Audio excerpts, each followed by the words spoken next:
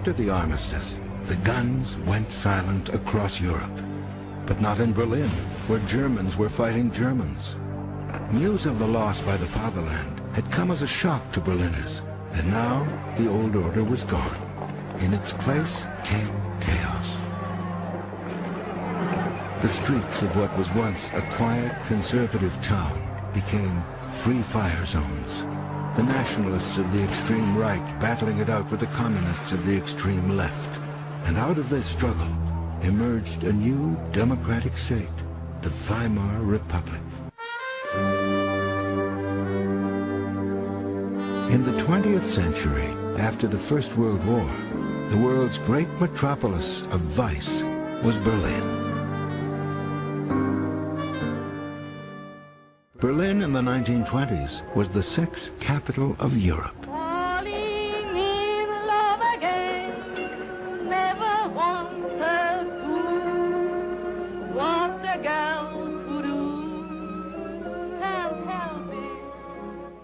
If you knew what to look for, you could find anything known to man in the sexual world was available on the streets of Berlin.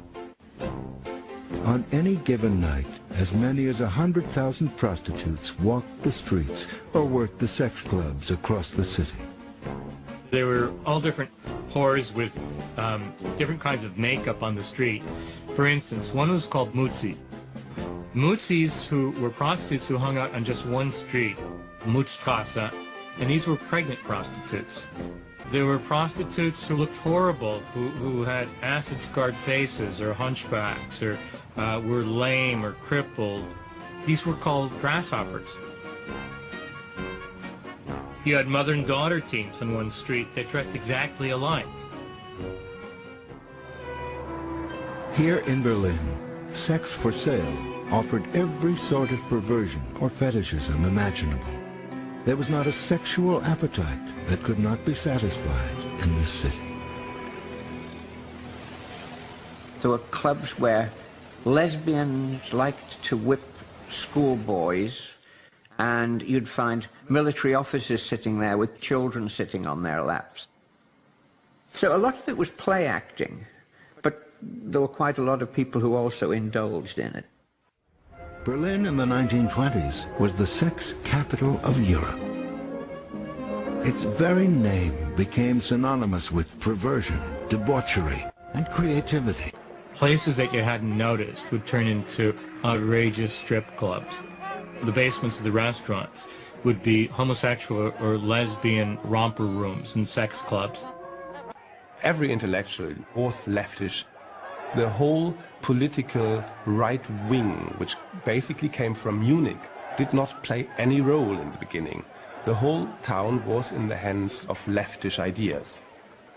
But outside Berlin, the right-wing nationalist movement was attracting scores of disillusioned Germans, including one obscure Austrian corporal by the name of Adolf Hitler.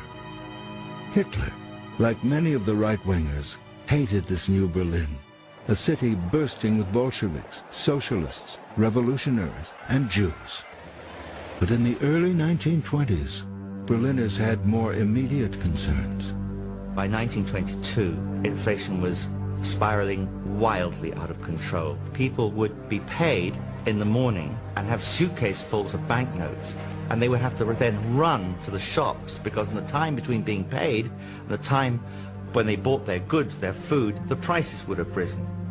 Berlin was in a state of total chaos. Hundreds of thousands of dispossessed, starving in the streets, and at the same time, you had very rich people.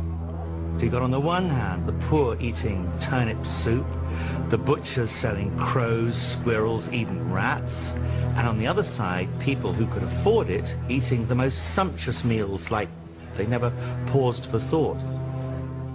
With virtually every currency in the world more valuable than the German mark, foreign tourists flocked into the city to take advantage of the cheapest sex on the continent. $10 in American money could buy you anything you wanted. Every possible sexual taste was catered for. Hausfraus became harlots, teenagers turned tricks, and Papa became a pimp. When you have unemployed, you also have an increase in sex workers. But it wasn't just Berliners.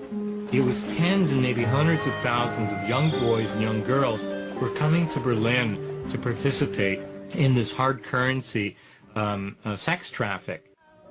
It was a city that was filled with lesbian life. There was the idea that everywhere you went, you didn't have to hide what you were.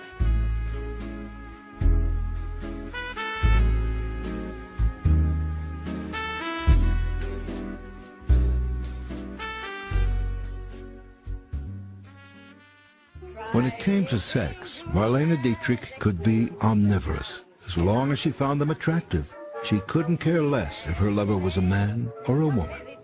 Dietrich was an omnipotent sexual figure. She was an icon for gay women around the world at a time when there was no one else. With this new anything-goes attitude, Berlin overnight replaced Paris as the center of hedonism. That's why people saw Berlin as the Babylon of the 20s. Things that had been considered to be immoral, amoral, whatever, became irrelevant, and anything went. Drugs were readily available in Berlin. Every variety of drug, morphine, cocaine, opium. The morphine and the cocaine you could probably get prescribed by your local doctor or pharmacist. Opium was widely available, and also drugs were used in sexual science. Sexual scientists were very interested in the effects of, for instance, morphine would have on the orgasmic rate of a lesbian. So there was a complete scientific culture. Berlin had become the center of sexual experimentation. It also became the center of scientific research into sex, led by a pioneering doctor. And this was a very funny character called Papa, or the Einstein of sex in Berlin. It was Magnus Hirschfeld. Hirschfeld was a queer, Jewish, social democrat who really defined the liberal spirit of Berlin.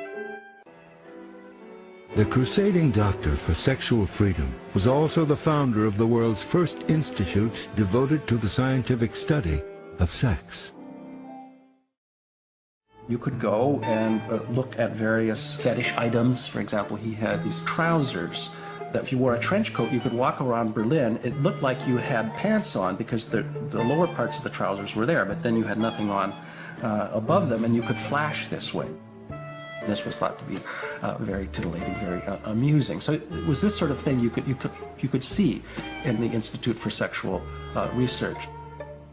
Unlike his fellow doctor in Vienna, Sigmund Freud, Hirschfeld advocated the radical notion that human sexuality could be studied without imposing moral judgments.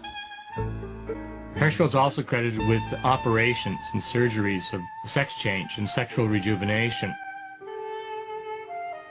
He had a clinic for people to be consulted about sexual problems. But Berlin's reputation as a hotbed for the new and risque was not just limited to its bars and bedrooms. They also streamed into the city streets and clubs of Berlin. From all across Europe, artists, writers, and intellectuals with homosexual leanings were drawn to this metropolis. Berlin was unquestionably the most open gay city in the world. It attracted first W.H. Auden, the great British poet, and then his friend Christopher Isherwood. Auden came first, was interested in the gay scene there, and talked about Berlin being a bugger's paradise. Christopher Isherwood, fed up with Cambridge and an England openly hostile to homosexuals, chose to move to Berlin. His novels about the wild side of life in the city and its cabarets were eventually turned into a hugely successful stage play and movie. There were about 160 completely different lesbian and gay male nightclubs and lounges. Unlike most cities, with their one red light district, Berlin's erotic clubs were scattered throughout the vast metropolis. Bizarre sexual fantasies of domination, were turned into works of art, while they would indulge in a wide variety of strange sexual experiments involving violence and death, all in the name of art. In 1928, a Nazi propaganda sheet denounced Berlin as a melting pot of everything that is evil. When Goebbels got off the train in 1926 to take over the city, he found the Nazis could scrape together maybe 200 members. And the communists at that point had about 250,000. And they didn't particularly take to a group of people who came in from outside and said that everything that the city had stood for was all of a sudden to be abandoned or to be considered decadent or to be pushed aside. Hitler had personally appointed him to go to Berlin. It looked at the time like an impossible mission. He was a good choice for the Nazis because he understood the city. It was he who was designated to turn the city from a bastion of communism, a red city, into a brown one, that is a bastion of the Nazis. This was a difficult proposition. Berlin to them was foreign territory. They shared the typical provincial conservative Germans' notion about Berlin as a decadent place. It was too avant-garde. They hated the place. Berlin was in an upheaval. Street fights were common. Unemployment was worsening. And then, on January 30th, 1933, Hitler was appointed Chancellor of Germany. He made it clear what his plans for the city were. What is ugly in Berlin, we shall remove.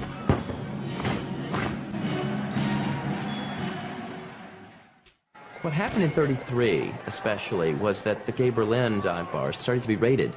Those things were allowed to kind of exist under the radar for up until 1933, really. The Nazi police started paying attention to the dive bars. They were harassing the customers. They were closing them down. You might get arrested. The El Dorado, home to some of the most famous transvestites in the city, was taken over and turned into Nazi headquarters. Goebbels sang out the name of every book as it was consigned to the flames. Legend has it.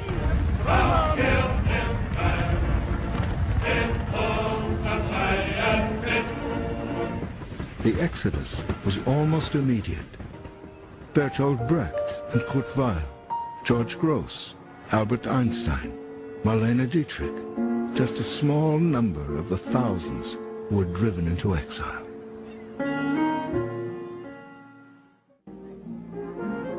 Berlin, for a short 14 years, had been a crucible of history, brimming with a volatile mix of sex, arts, and politics, laced with disillusionment,